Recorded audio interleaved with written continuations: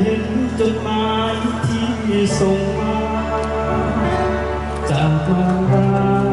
แม่หาถึงบ้านเกิดเอาจิตใจตึงตันสั่นยื้อเอา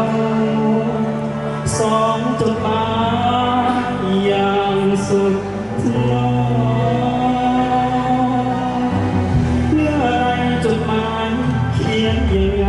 ได้แม่ถามสบายลูกหาที่แม่ใหญ่อักษรในเขียนบ่งามปานใด